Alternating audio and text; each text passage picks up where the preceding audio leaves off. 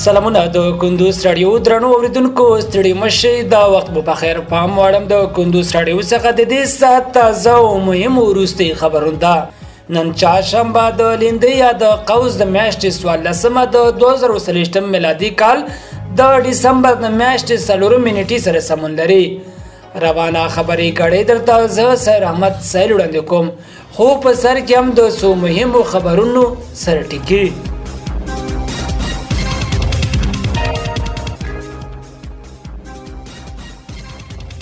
د افغانستان او ایران ترمنځ د کرنیزو همکاري پر پراختیا ټینګار وشو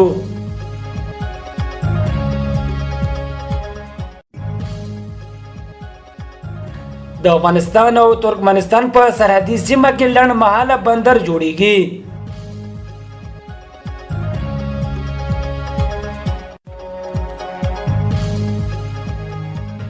د عامه روغتیا او وزارت چارسنبالي چین ته سفر کړي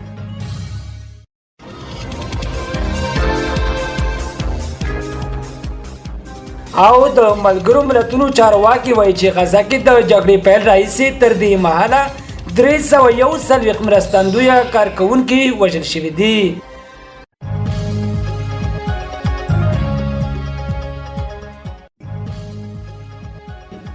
اوس هم بشپړ خبرونه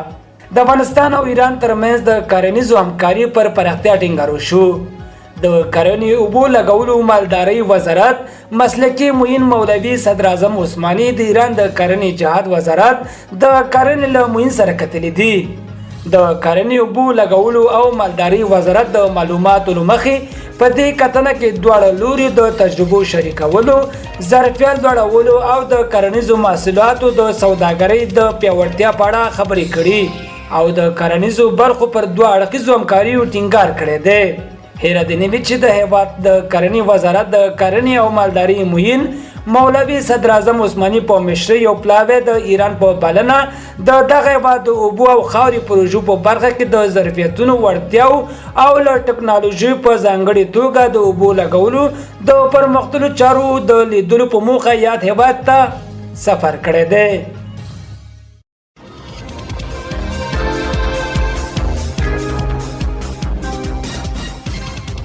د افغانستان او ترکمنستان په سرحدي سیمه کې لنډمهاله بندر جوړیږي مالی وزارت د افغانستان او ترکمنستان په سرحدي سیمه کې د موقت بندر د جوړېدو خبر ورکړی دی د مالی وزارت د ګمرکونو او عوایدو معین مفتي عبدالمتین سعید په مشرۍ د قانون او پټرولیم ملي دفاع کورنیو چارو او د قومونو قبایلو او سرحدونو چارو وزارتونو د استخباراتو لوی ریاست ګډ پلاوی د ترکمنستان د سرحدونو چارو وزارت له معین الیمانوف د ټاپي پروژې له رئیس مراد امانوف او د یاد هیواد د بهرنیو چارو وزارت له استازي سره کتلي دي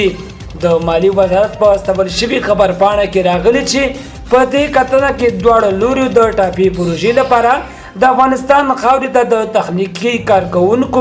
وسایلو او ماشینرۍ د لیږدولو د کارکونکو د ویزې او کاري ساعتونو د مشخصو او د ټاپي پروژې د تجهیزاتو د اسانه لیک په موخه د افغانستان او ترکمنستان د سرحدي سیمې اصلیم چشمه کې د لنډمهال بندر د جوړېدو خبرې شوې دي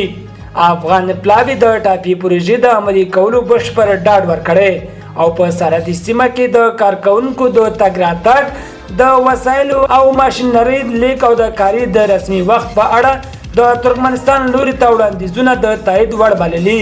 چې دواړه هیوادونه د بهرنیو چارو وزارتونو د نظر له تبادلې وروسته به عملي شي د ترکمنستان پلاوی هم د ټاپي پروژې د کار چټکوالي او د اړینو وسایلو د برابرولو ژمنه کړې ده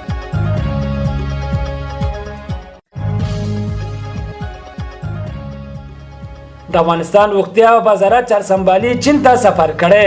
د عامه روغتیا وزارت چارسنبالي نور جلال جلالی د روغتیا په نړیوال کانفرنس کې د ګډون او د روغتیا په برخه کې دواړه اړخیزو همکارۍ د پیاوړتیا لپاره چین هیواد ته تللی دی د روغتیايي وزارت د څرګندونو له مخې نور جلال جلالی به په دې کانفرنس کې د ګډون ترڅنګ د روغتیايي بنسټونو یو شمېر مسؤلینو سره هم وګوري او د هیواد د روغتیايي سیستم د معیاري کېدو او د نړیوالو همکارۍ د پراختیا په اړه به بحث او خبرې وکړي.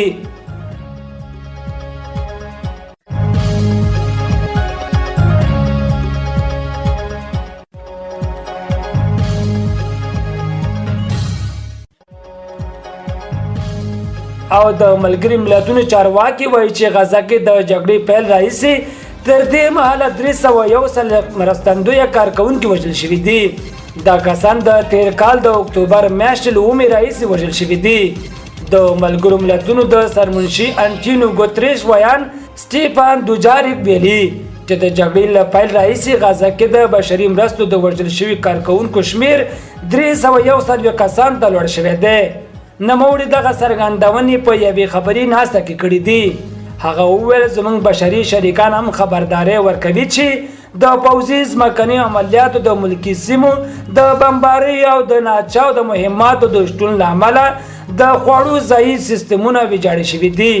په ورته مهال غزه کې د روانې جګړې او د اسرائیلو بریدونو له امله زرګونه کسان د لوږې او وړ ګواښ سره مخ دي. په دې لړ کې د غزې په بېلابېلو سیمو کې د اسرائیلو روانې کلابندۍ له امله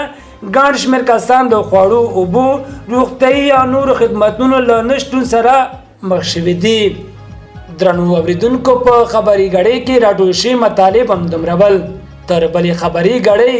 لوی العمل شه.